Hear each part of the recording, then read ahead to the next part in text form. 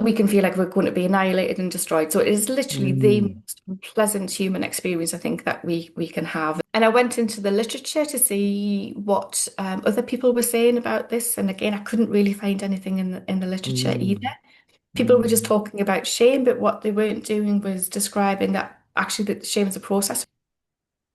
But for Jamie's dad to be a better parent, he would have to have looked at his own stuff.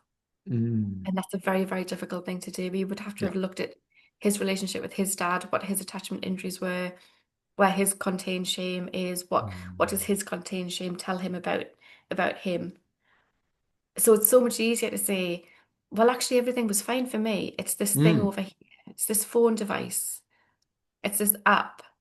It's Yeah. what people are watching. My kids are watching. Mm, That's really the problem. When it's not. It's mm. actually our stuff and it's what we are bringing into our dynamics with our children. But that's it's a very big ask to ask Yeah. people to do that, even though I think we should. So, welcome to the Secure Start podcast. I'm Colby Pierce, and joining me for this episode is a thinker, researcher, and practitioner in the nuanced area shame. Before I introduce my guest, I'd just like to acknowledge the traditional custodians of the land that I'm meeting on, the Kaurna people of the Adelaide Plains, and acknowledge the continuing connection that the living Kaurna people feel to land, waters, culture, and community. I'd also like to pay my respects to their elders, past, present, and emerging. Now, my guest this episode is Lisa Etherson. Lisa is a qualified psychosexual therapist with over a decade of experience in private practice. Currently, she's also a PhD researcher. Her research focuses on developmental shame and compulsive sexual behaviour in adult men, leading to the development of her innovative theory, shame containment theory. Her clinical work and research have cultivated a strong interest in the impact of childhood experiences on adult behaviour. Lisa is the author of Jake and His Shame Armour, a children's book on shame. Welcome, Lisa. Thank you very much, Colby. Thank you for having me. You're welcome. And I just want to acknowledge that whilst I'm here in Australia and it's a nice sunny afternoon, for me, it is sunny there, as we can tell from the look over your shoulder, Yeah. but it is not the same time of the day. And I do No, wonder it's how, 6 a.m. or just after 6 a.m. and how yeah, I'm jealous of both early risers and those who have the stamina to stay up late at night. I think I could get so much more work done, but I am neither an early riser nor am I energetic much past 8:30 at night time. Oh, yeah, I'm the same with nighttime, but I'm a very early riser, so I've been up and about since 5:30 this morning. And it's not because of training, they say that that's the best thing to do, isn't it? Get up early and then you'll be super productive. It just happened. My body clock says, right, okay, this is the time I that we're getting up. But my brain switches off by about 4 p.m. Yeah, I mine switches off a So, little bit later than that, but it definitely I can't work in the evening, no. and I can't record podcasts in the evening because my brain has gone to sleep. And I did once try to get up at 5 o'clock and work, and I remember it lasting about 4 days before I became insufferable. So during the day, so so back to getting up sometime later. In fact, round about 6:30 is good for me. Yeah. Anyway, and enough of all that. Um, I heard about you from Kath Nibbs, and I heard about your shame containment theory whilst actually recording a podcast with her about 3 weeks ago. So I'm really pleased that you agreed to come on. I've given a little bit of a opening spiel about you. Does that is there anything that you would add that describes the work that you do? I don't think there was necessarily anything more I would add, but I think perhaps there's something quite important when it comes to being a researcher is being a term that I've come across since doing my PhD is a pracademic. Academic. Wow. Academic, yeah. So pracademic is a somebody who is in practice who's also in academia, so that bridging that gap. And for me, that's super important because Yes. often, I've been doing my PhD for 7 years now. It's part-time. So I've been spending a lot of time in and around academic work and reading research, and I can really see the difference between people who are pure academics and people who actually do the work that the research is supposed to be applied on. And that for me is a real key. I think it's so important. And I would love to have more um, practitioners in whatever field you are in to do the research because it just has such more depth. Because Yes. whatever it is that you're doing has to apply to the work that you're trying to achieve with whoever it is that you're working with. Yeah, I'm quite envious of practitioners who do get to do research. I started my career doing primarily research, but as I was working through the process of getting my qualifications in clinical psychology, I love doing research. It was some of the best work years of my life. But yeah, I often turn my mind to practice expertise and titled expertise, and often titled expertise goes with academic appointment. And I think you're right. I think that practitioners have a different kind, bring a different kind of knowledge to the problems that we're seeking to address in our work. I'm also mindful of the so-called 10,000 hour um, theory. Have you heard of the 10? Yeah, it takes 10,000 years. 10,000 years. ten Feels thousand like it, doesn't hours it? to develop expertise in something. And I think in practice, I've been practicing for 30 years. So and I once with a colleague, Patrick Tomlinson, I turned my mind to how many hours that of direct client contact that might encapsulate, and it was a lot more than 10,000. Yeah. So I think practitioner expertise is very important.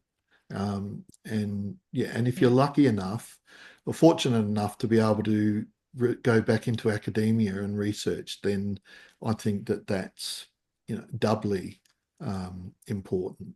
Yeah, yeah. and beneficial. But I think practitioners are doing their own research anyway. It's almost like ethnographic research, isn't it? You are in it, you are involved. And all Mm, this PhD is doing really, for me at least, is making it slightly more official. So I can say, well, actually, I have done the research. I have systematically researched this thing that I've been talking about that I've known for a long time. And I think that's also was, if people have listened to Kath's podcast, I think that was Kath's motivation as well. She knew all yes. this stuff way before her PhD ever came along, but you just kind of need to get that rubber stamp to say, we have researched this properly.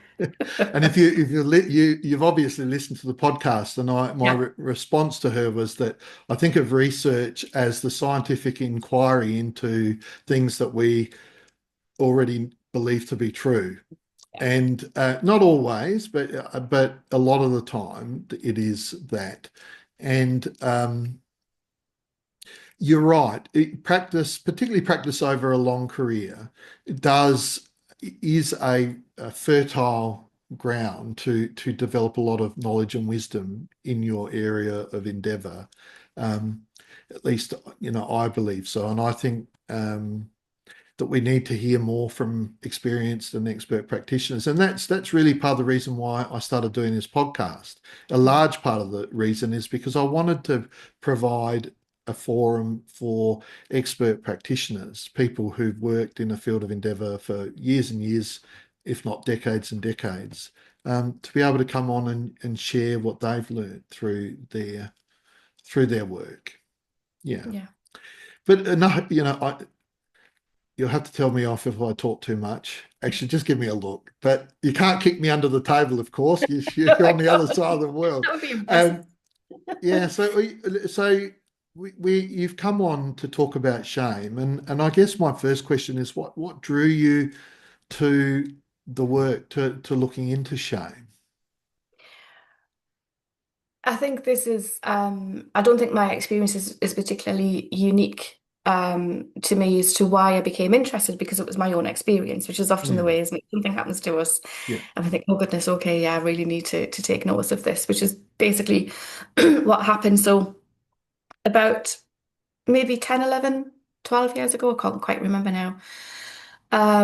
Maybe slightly more. I had been qualified as a psychosexual therapist for about a year. And the thing that's really quite interesting about shame is it's generally missed um, in our training as any sort of counselor or psychotherapist.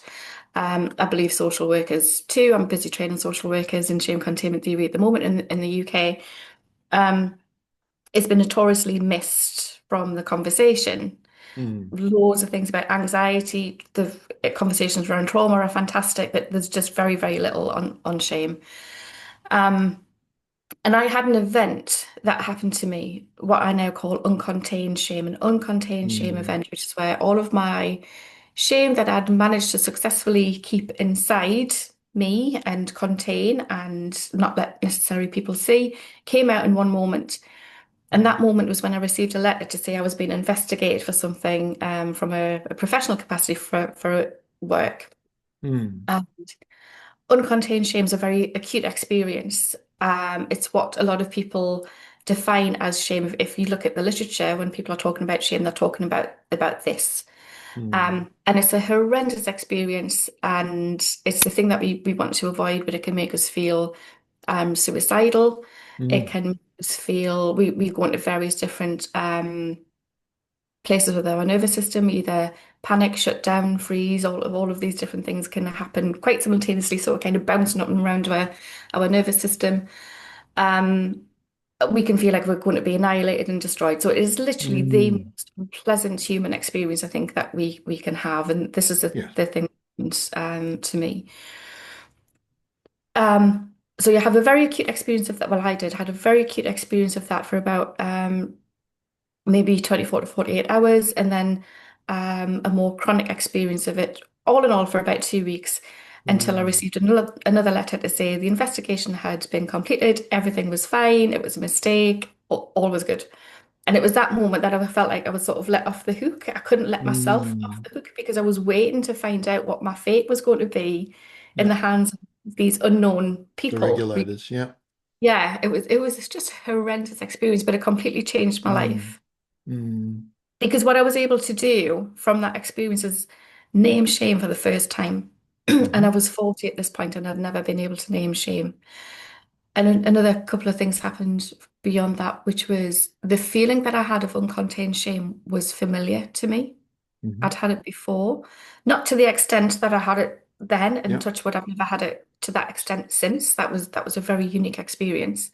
Mm. But I could remember feeling very similar to that in childhood, as far back as Mm. my explicit memory was enabling me to go.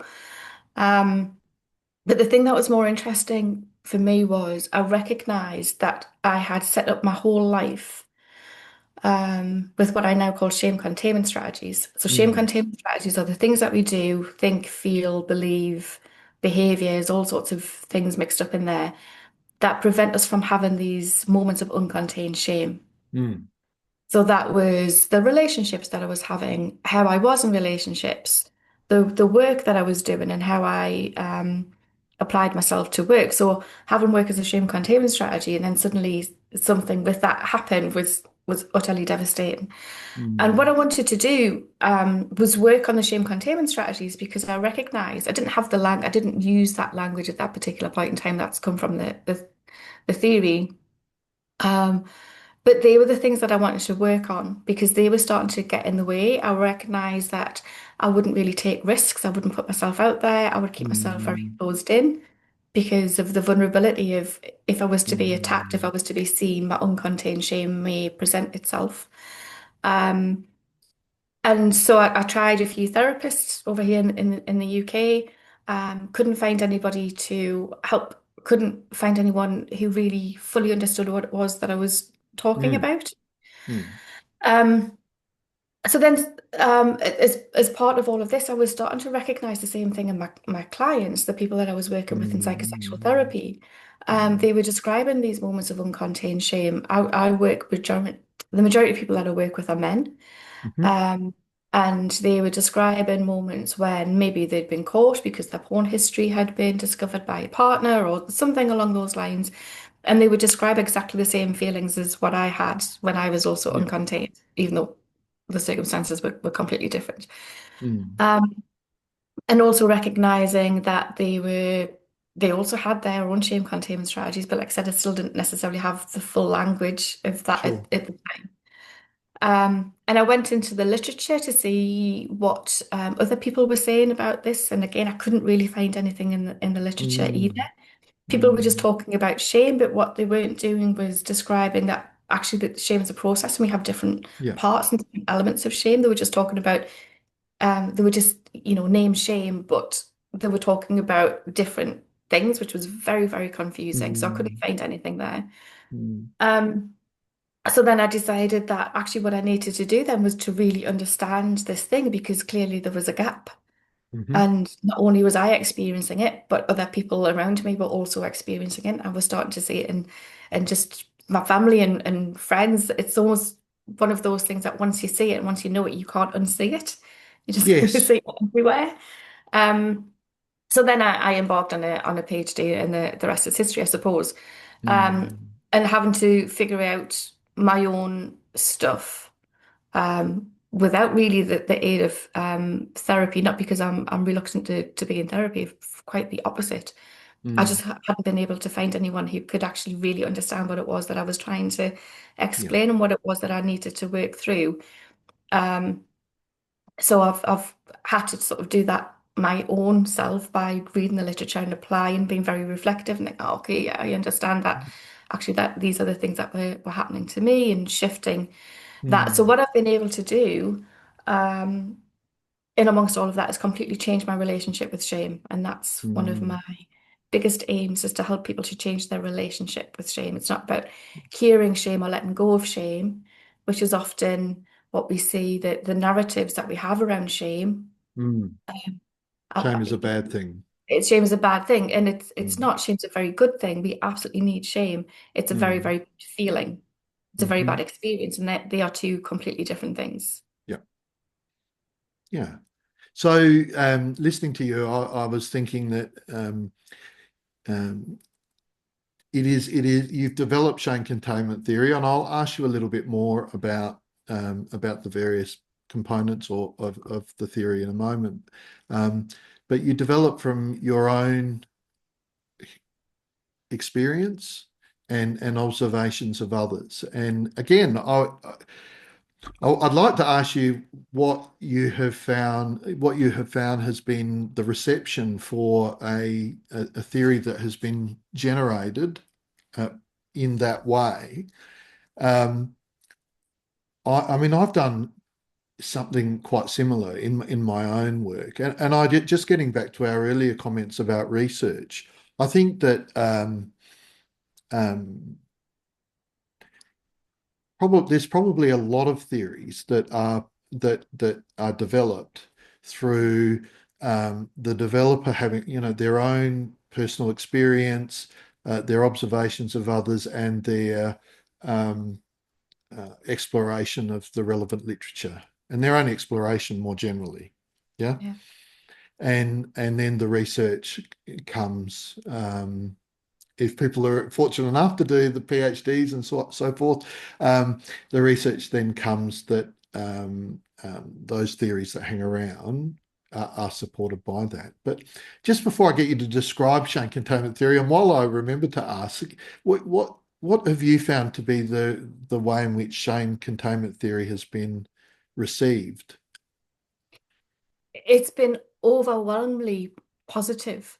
And the thing that's really quite interesting, because I've trained a lot of therapists and different practitioners in shame containment theory now, and it's very new still. Yeah, My yeah, paper was published, which was fantastic. Peer-reviewed art journal. It went into attachment, which was, a really mm, decent publication, which I'm very, very pleased about in December 2023. And that was almost like that was the seal of approval that I needed to say, okay, this is an actual thing.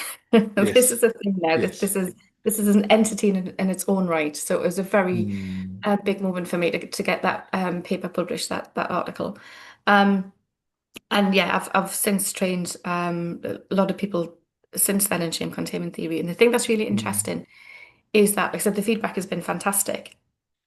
But the feedback from more experienced practitioners is generally a lot more enthusiastic. And I don't know, enthusiastic. It's just been amazing. And I think one of the reasons is it's quite rare, well, it's not often that you get a theory where you think, oh my goodness, that makes sense, and I can use it.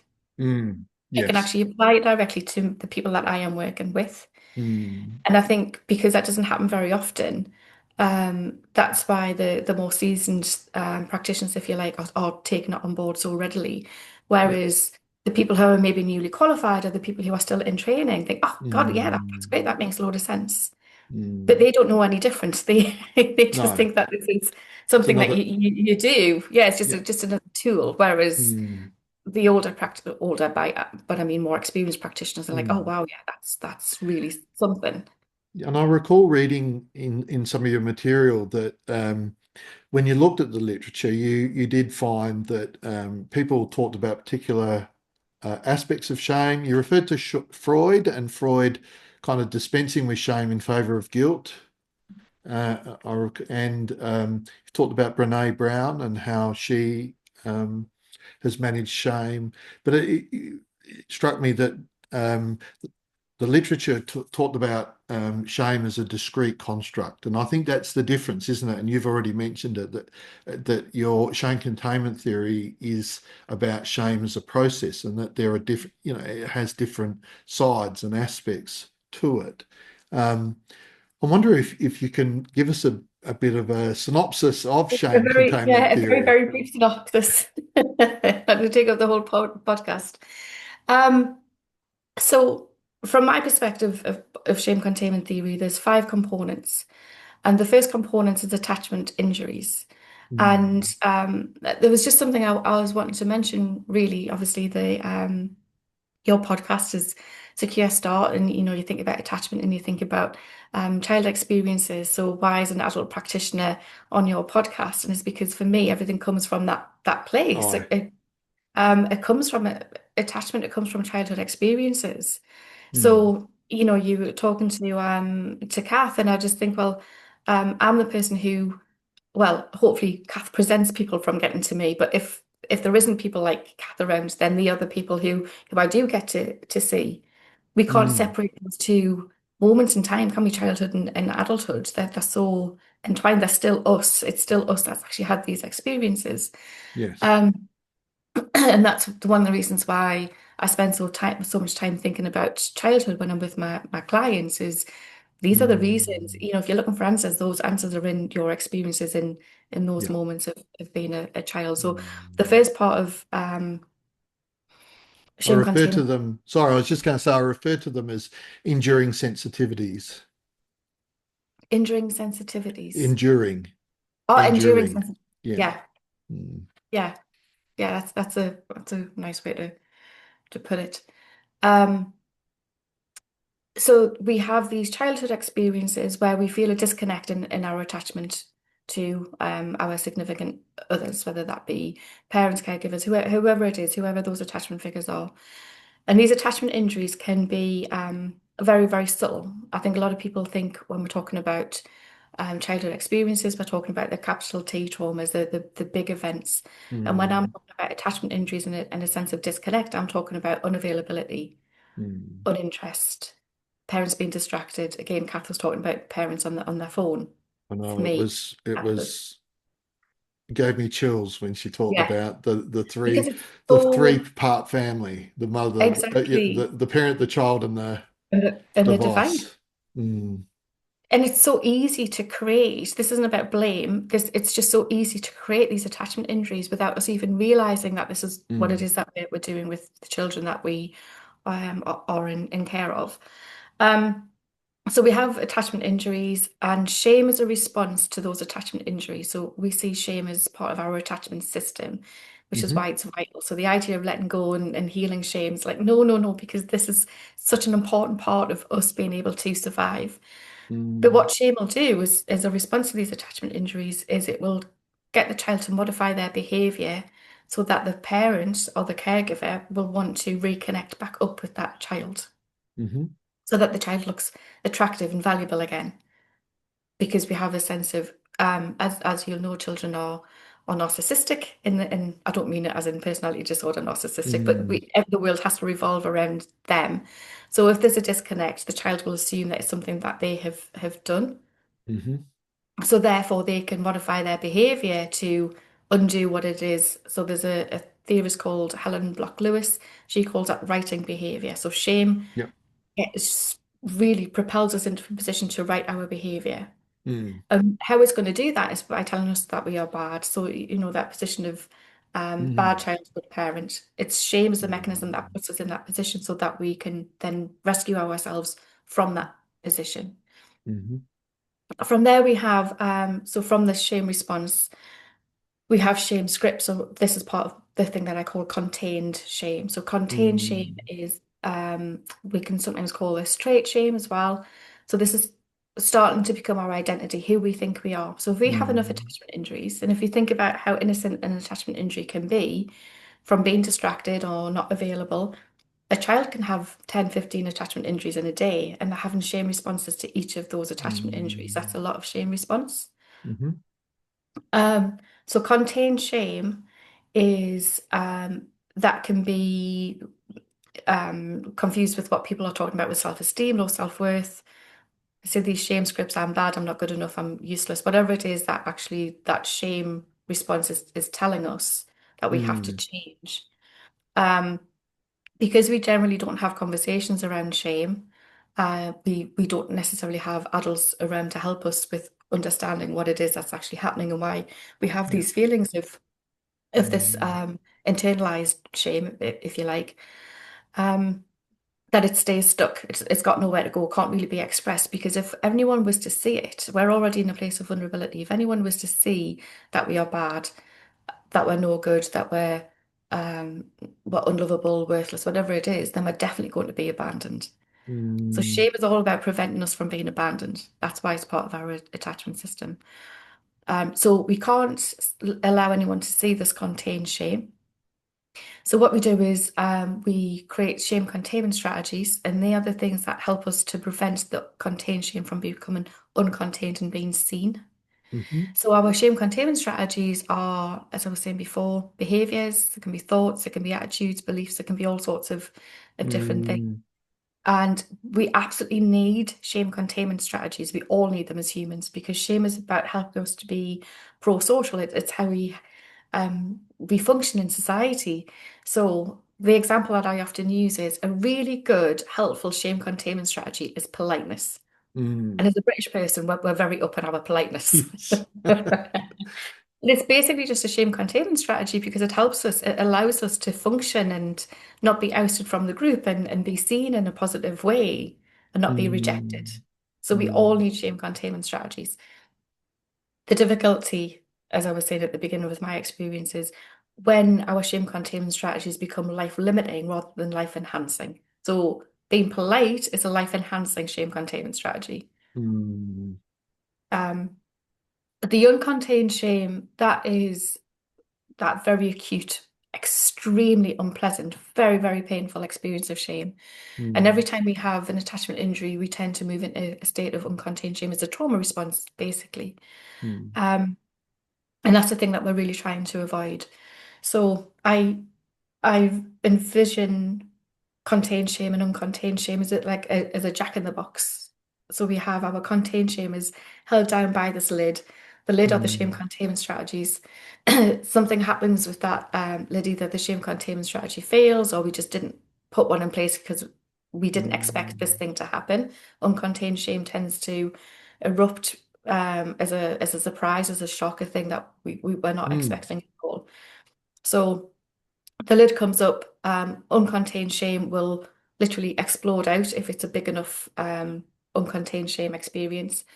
And then we need something to put the lid back on, and they are Yeah. what are called containment strategies, which are very similar to shame containment strategies, but we employ them depending on whether we're trying to keep the lid on or whether the lid needs to be put back on, if that makes sense. Keep it on or Um, put it back on. Yeah. yeah. So with recontainment strategies, they can either become very life limiting or they can be life enhancing. So my therapeutic work, what I do with clients now is to address all of these different aspects of shame and see it as a process, and Mm, it's a linear process.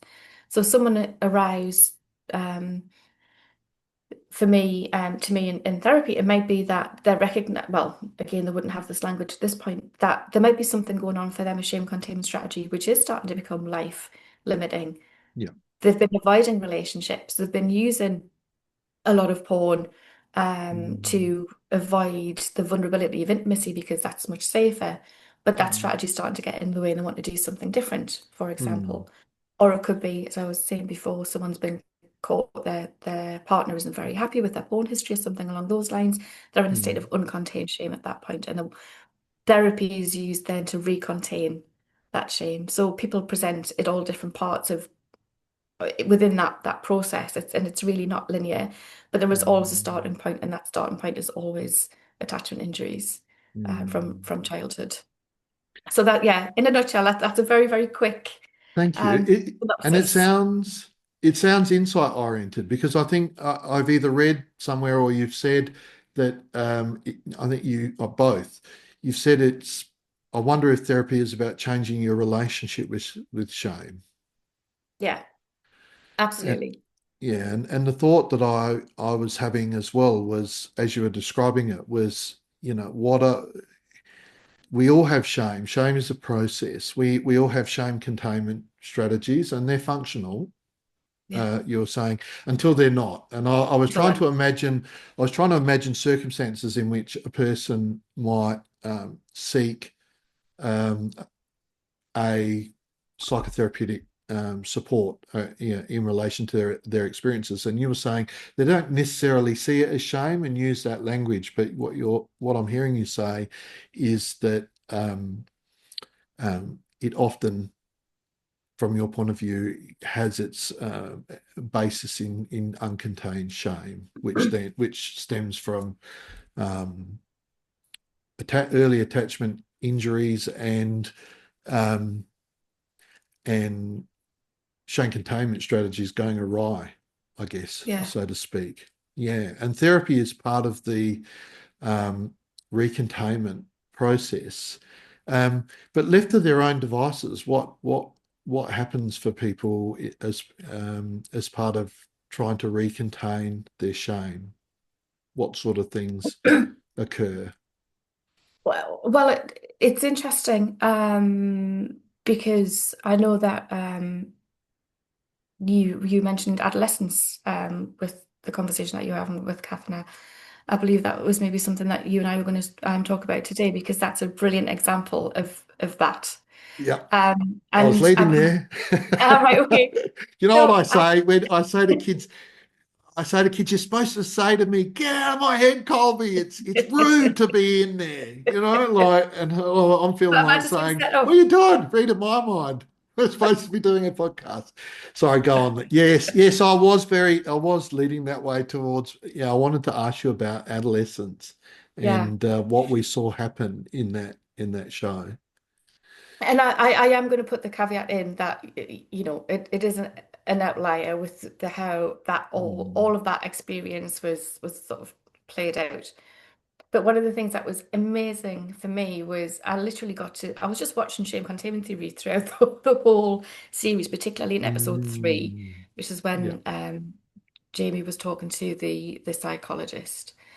And you get to really understand what it was that was actually happening and Mm, why things happened. mm, And there's been some amazing research done by um, a guy called James Gilligan over in the US. And he was a psychiatrist and he was asked a lot of years ago now, I believe, he was asked to go into a prison that had the highest mortality rate of inmates. So basically, inmates were murdering each other, and oh, it was a problem, and they couldn't figure out why there was so much violence in this particular prison. So James was sent in to find out what was going on, and he did some amazing Mm. research from there. And what he discovered was that actually what was happening was people's shame was being triggered. Yeah. I don't actually like the word triggered, but I've said it. Mm. Um, so people were becoming uncontained. And how they were becoming uncontained, and again, this wasn't James' language, this is my interpreting his research and the language that I use. But the language that he did use was about being dissed, it was about being disrespected. Mm. Mm. So if you think about what being disrespected means is that you have no respect, therefore you have no value. Mm. So when people are perceived by their peers to have no value, they move into a state of uncontained shame. Mm. And what was happening was so someone was being dissed, and the person who was being dissed has to assert their respect back, which is a Mm. recontainment strategy. They were trying to recontain that sense of uncontained shame that they were feeling. Mm. And how they were doing that was through extreme violence, Yeah. through murder. Mm. And this is kind of what we were seeing with Jamie in the television program. Very, very Mm. fictional. Doesn't happen very often. Strangely enough, I'm saying it doesn't happen very often.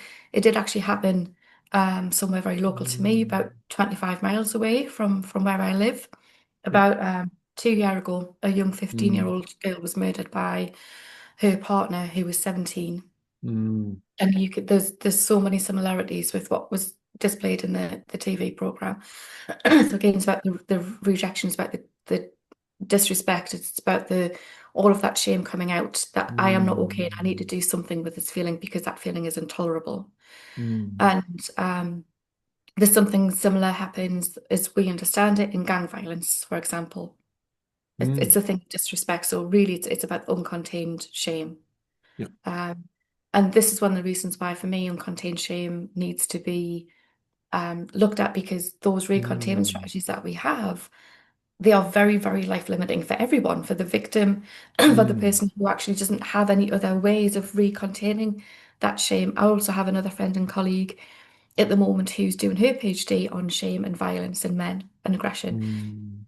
And she's finding something very, very similar within her research as well. So it's a really important thing. And yeah, it was a fictional program, and it doesn't happen all that often in the way that it was described. But equally, you were seeing it playing out.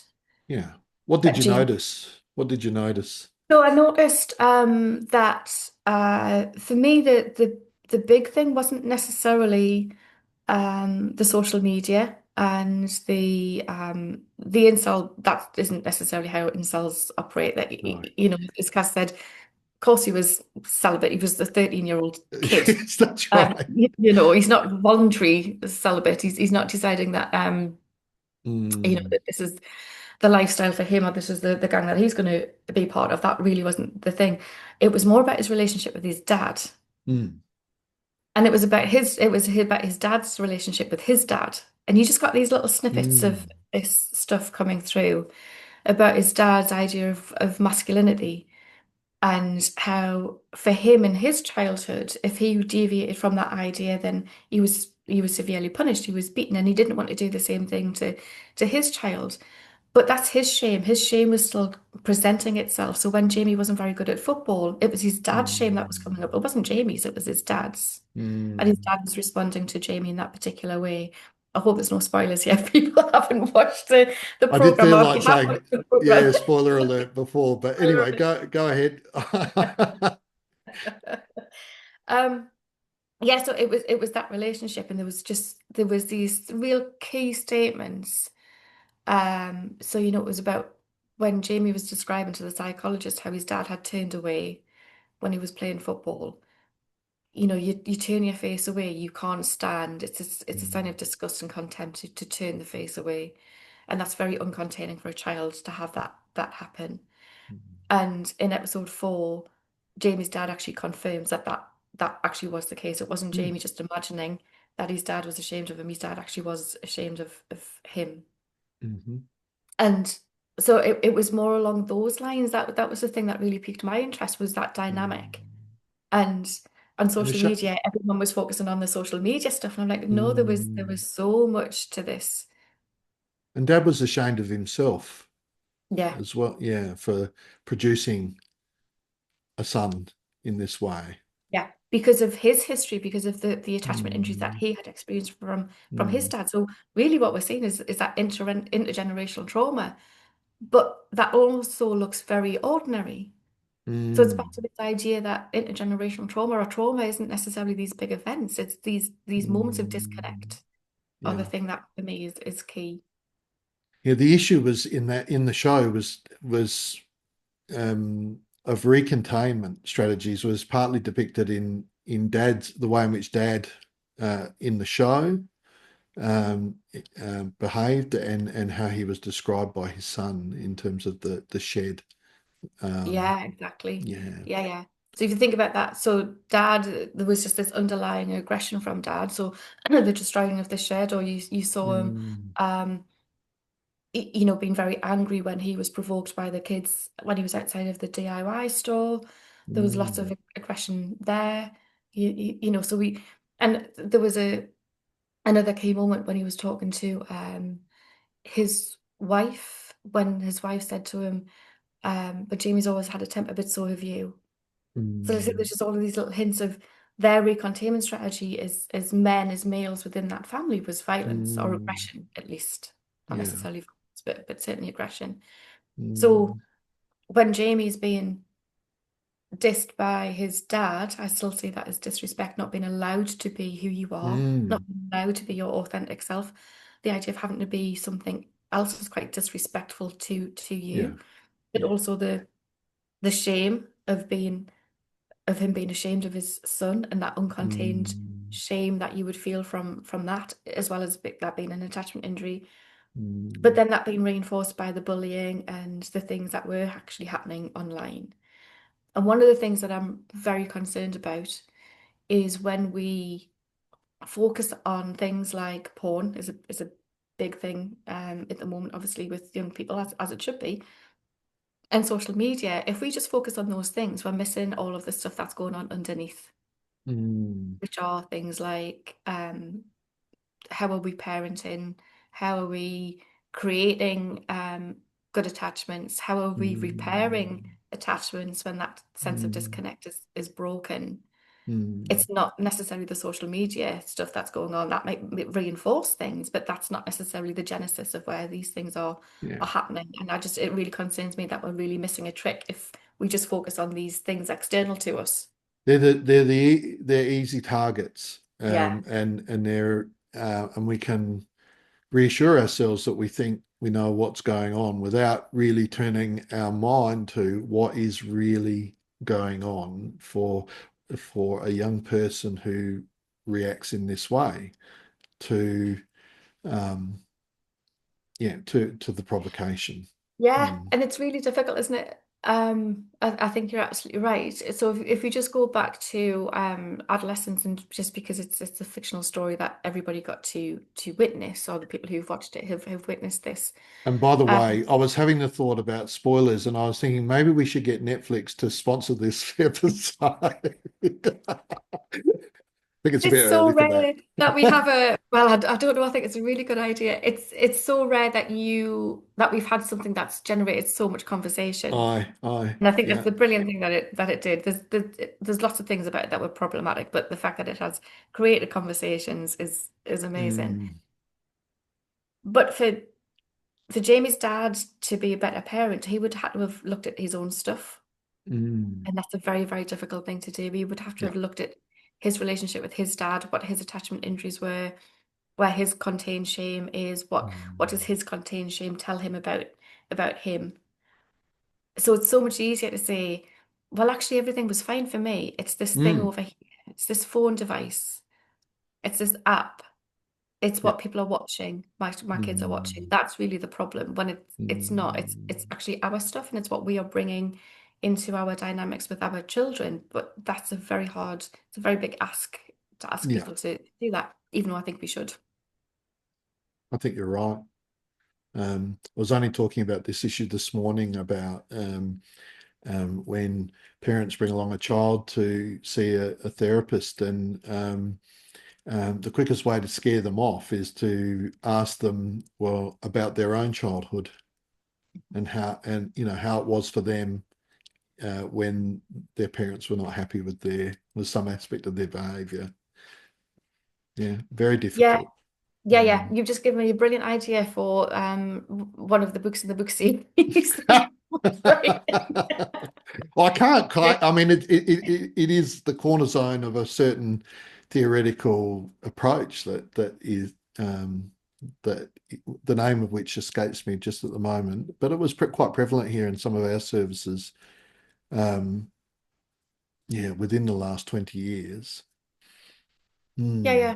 It's strange as a sex therapist, psychosexual therapist. I actually have more friends and people around me who are child psychotherapists, which is brilliant for me because I get to hear all of this stuff. And what I know from them is, yeah, it is really difficult to get parents to look at their own stuff and what is it that they are bringing. Um, Hmm. but there's a lot of similarities with my own work. So what happens in my own work is um, a partner. If you have if a couple, one of the people in the couple is deemed to be the one with the problem. The other one, who doesn't consider themselves to have any problem at all, literally drags the one with the problem to therapy and says to me, "Okay, you need to fix them because once you fix them, I'm going to feel okay." But what they're not Hmm. recognizing is actually what that person is doing is bringing up all of their stuff. Yeah, yeah. And part of my job is to help them to understand that actually it's your stuff that's coming up here and it's your stuff from childhood and it's your attachment injuries. And I don't say it like that. Obviously, that's No, a bit of no, of work, course. but it's a very similar dynamic. It's a very similar process. Hmm. Fascinating. I did have a thought, and I was hoping it would come back. Um, I really recognize that look. um, yeah, that's an age-related thing, but yeah, Certainly. usually it'll come back. Yeah. Anyway, moving on. So I think you know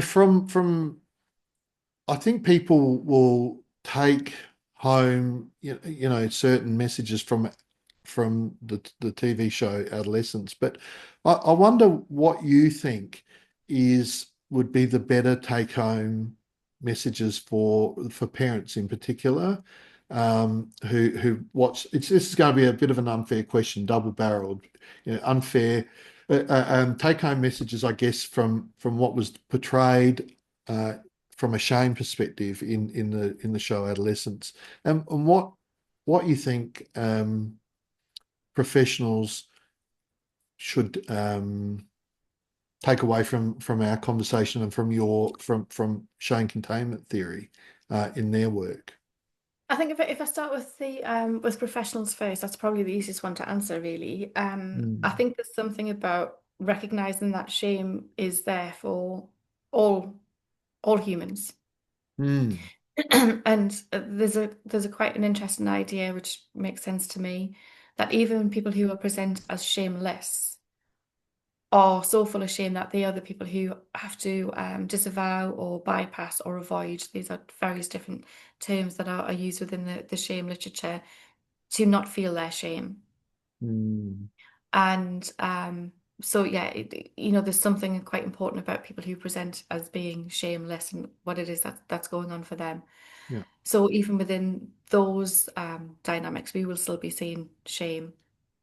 So um, just to go back very briefly to what you were saying about Freud, I believe that he's single-handedly been responsible for us ignoring shame or not looking at shame or not recognizing that shame is there.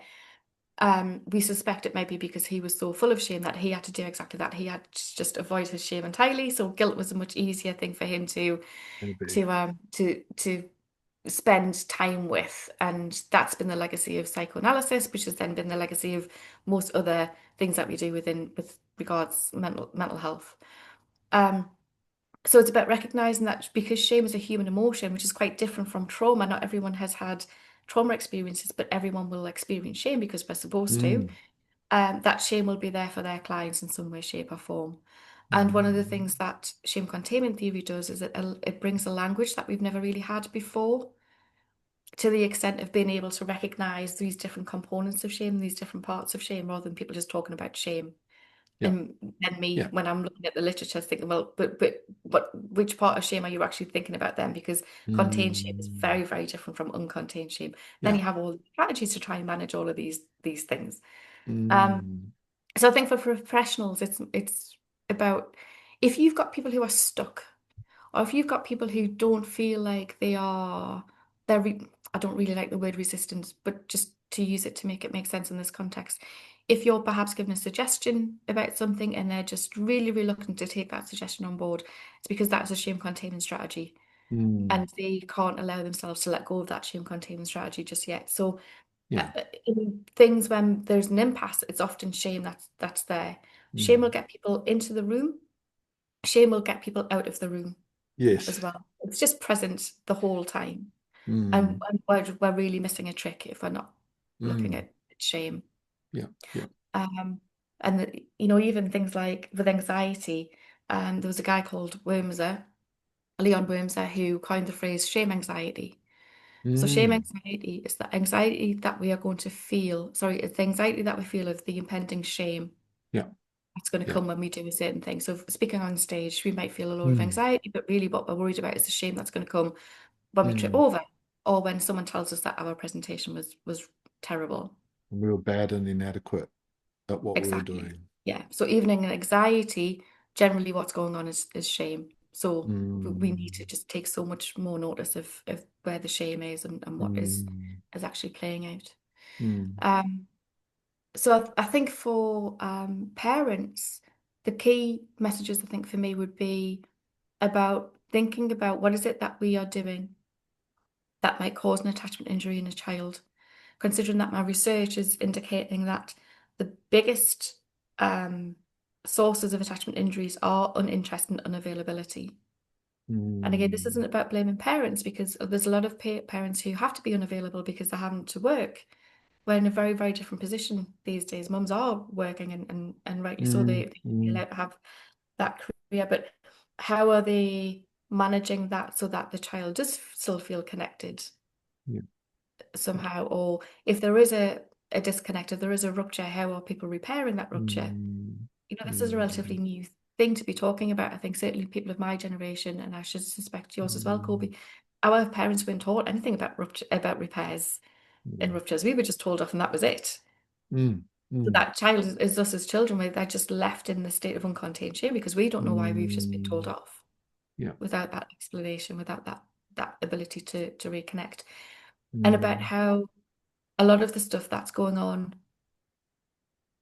is our own stuff. If you just think about back to Mm. the program, really we can look at all of that family and see that actually it was the granddad that kind of set things off, and no doubt it was stuff from his dad, and Mm. you can go back and back and back, but there has to be something where at some point that cycle needs to be broken. Yeah. And I suppose this is an opportunity for us to be the ones that are actually going to do something a little bit different. Mm. I don't know if you listened closely to, well, I presume you did. You listened to the podcast, but at the end of the podcast, I do the question without notice for me. I ask a lot of questions. Here's your chance to ask me a question. Before I give you that opportunity, with the last podcast, I did talk about, um, with Kath asked me about boys and what Yeah, we're doing with boys.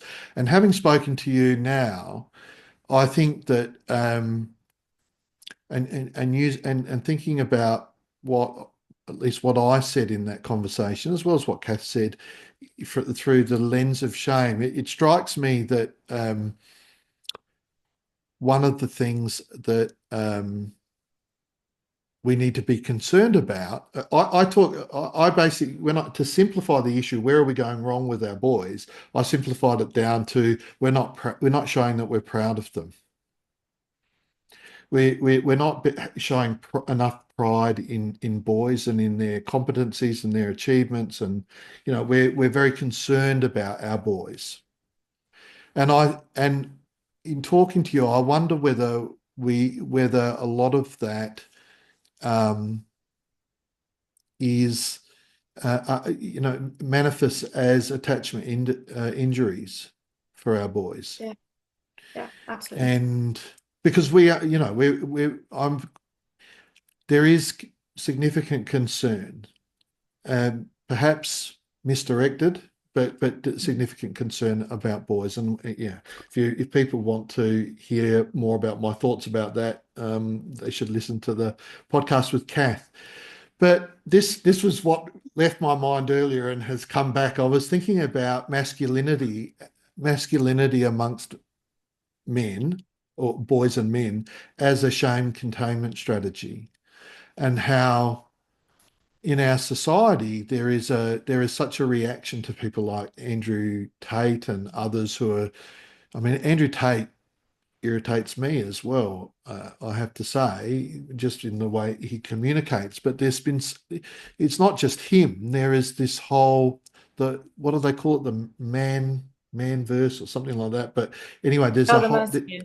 manosphere, and there's a whole reaction in society against masculinity. And as Kath referred to it, her dislike of the term toxic masculinity, but and the demonization of masculinity in a way. I just wonder about about that, about almost attacking shame containment strategies and recontainment strategies, and what's the impact of that? Well, the impact of those things are huge, aren't they? As I It's said, you violence. think, yeah, it's violence, Mm, or it certainly can be. yeah, And I think I think the reason why it's violence for men and boys is because of that conditioning. Well, it's okay to yeah, be aggressive if you're a boy. It's not okay to be aggressive if you're a girl. There was yeah. I was doing some training quite recently, and it was really, really interesting. This woman asked me, she said she had read a book. I don't know what the book was. Really should have asked her what the book was. And in that book, what it was saying is that women feel shame and men don't. And I was like, wow, that's some statement, actually, because what we're seeing is an awful lot of shame for men, and we're seeing Yeah. an awful lot of the consequences of that shame for men. Mm, It's just that men see it. Oh, if you are presented with violence, that might not look like shame. mm.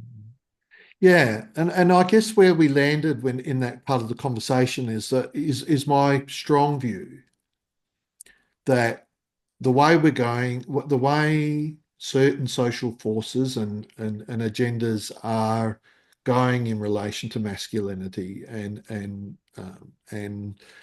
kind of attacks on masculinity, um, they're not going to make the scenario. They're not necessarily violence reducing. They're actually by shaming boys and men for being boys and men. I'm concerned that they just opt out of the conversation, and then social forces exert less influence over their approach to life and relationships. But thinking of it from the point of view of what we've talked about, nothing good comes of shaming There's nothing masculinity. good. Nothing good Nothing good comes from, at all.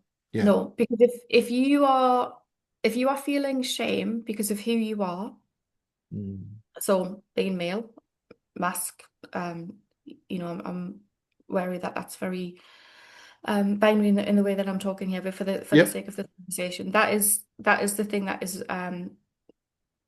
is bringing that shame, because we're telling men and boys that that is not okay. There always Mm, has to be a response. There will yeah. always be a response. Mm, And the thing that's really interesting is I work with adults, but I work with like I said, predominantly men from the ages of 18 plus. So I see a lot of young men. mm, And these young men are terrified of being male. So what's happening for them is they are completely avoiding relationships. They're mm, avoiding sex.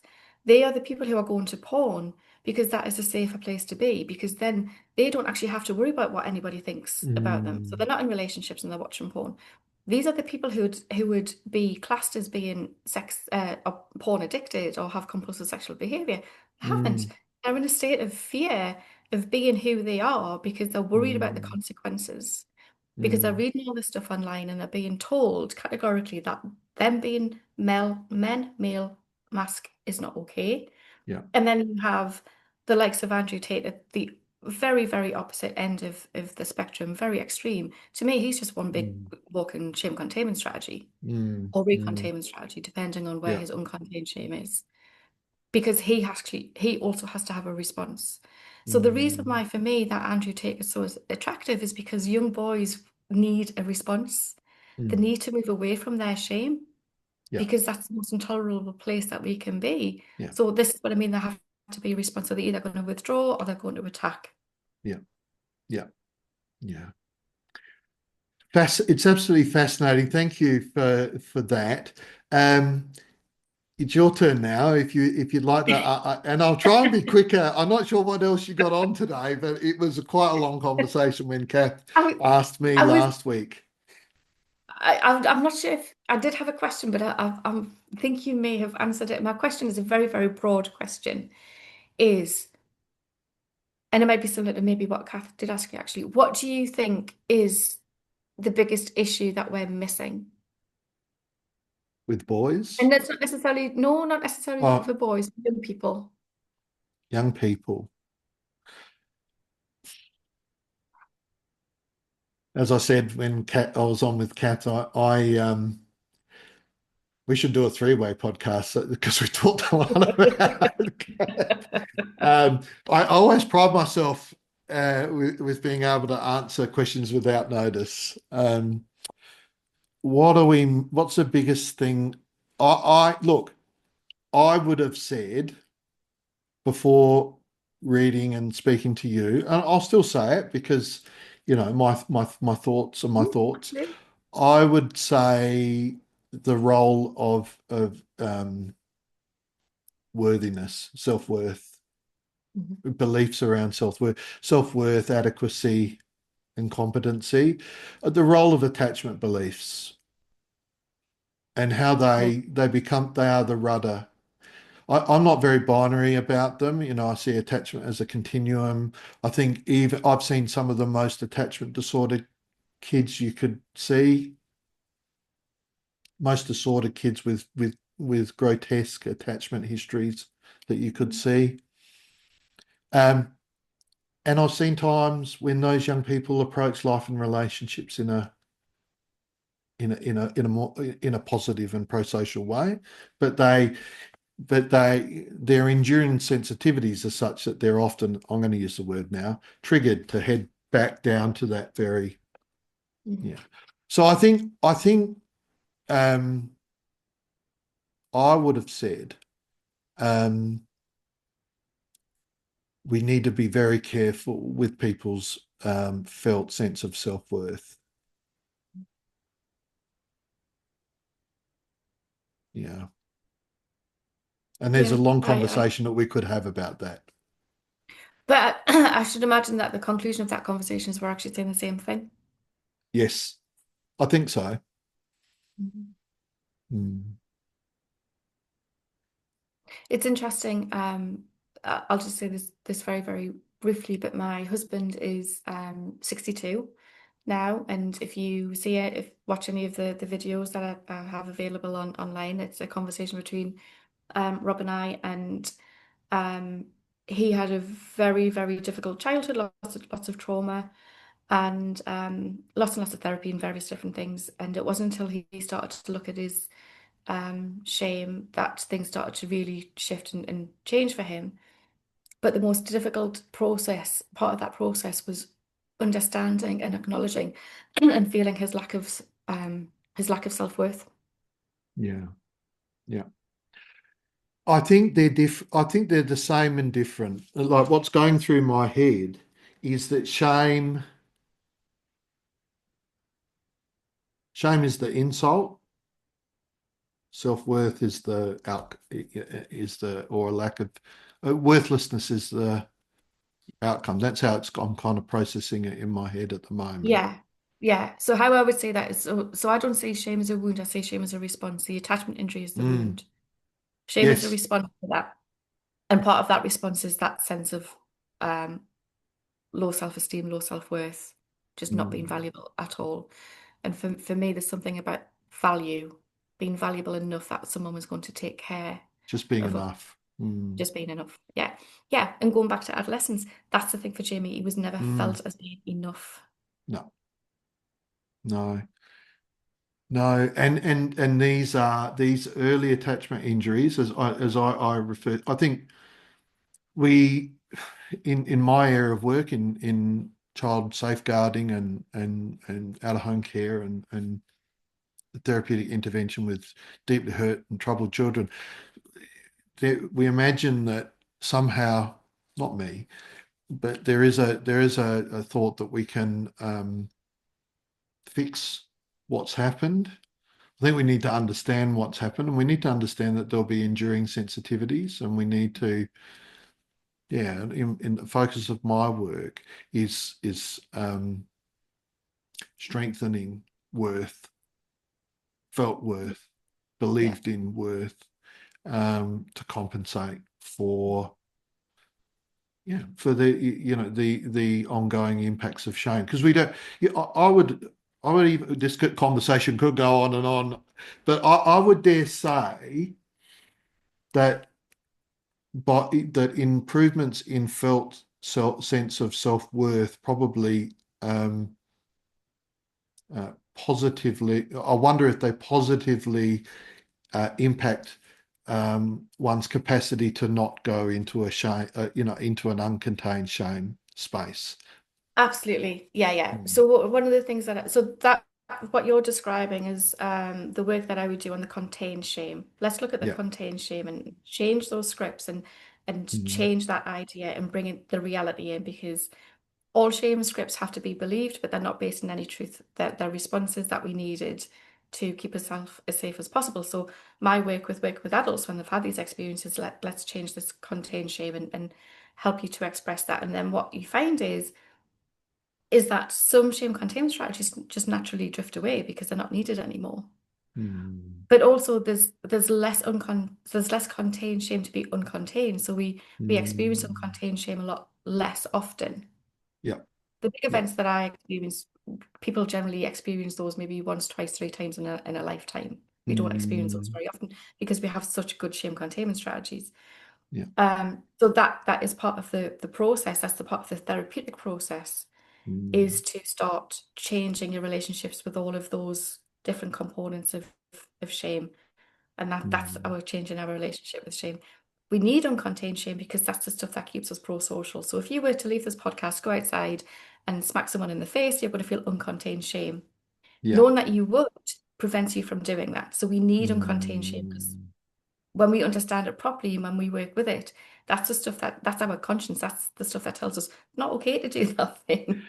That No, I've often, and I think I may have even put it written in my attachment book that way. Um, the example that I used to give from very early trainings was um, the reason was disapproval. The reason why Mm, you don't, and disapprove the feeling of the associated with disapproval, particularly from people whose opinion of us is really important to us, like our parents, our life partners, our children. We don't that because we fear the consequences of for our absolutely. relationship. And Yeah. I think but I don't know that I've ever really named it as shame. Mm. But that's exactly what we're talking about. Lisa, we could talk all day, We but could. I'm sure you've got things to do. You've got the whole day ahead of you. I I'm have. near the end of Yeah, it. you're winding down. Yeah. So listen, thank you for coming on. And how can people find out more about your work? So I do have, if people are interested in the academic side of things, I do have a open access article, as I said, in an attachment. So if you just Google shame containment theory, it will come up. It's the first thing that does come up. Yep. I use LinkedIn quite a lot, so there's various different articles. You can access different videos and things like that on there. So that's just Lisa Etherson. If you just go to LinkedIn, you can find me there. Um, I do have some online training, although I'm putting that on hold because, as happens, my training and my thinking has developed, and I feel like it's slightly outdated right now. So Mm, maybe revisit that in about 6 months when I'd do that again. But they are anybody who has any questions can email me at info@lisaetherson.com as well. I'm always open to conversations and questions. Yeah, and there is a book that will be coming out in the summer, as I say, called Jake and His Shame Armor, and that's for adults to read with children yep. to help adults understand and also help children obviously understand what it is that's actually going on with shame when we see Mm, behaviors and we don't understand them. It's about looking at the underlying shame. So there'll be a guidebook that goes along with the children's book so that adults can actually understand the more complicated aspects of what we're saying. Obviously, the book's very simplified because it's for children. So mm, that's very exciting. terrific. Excellent. All right. Well, thank you again, and we'll bring it to a close there. My pleasure. Thank you very much.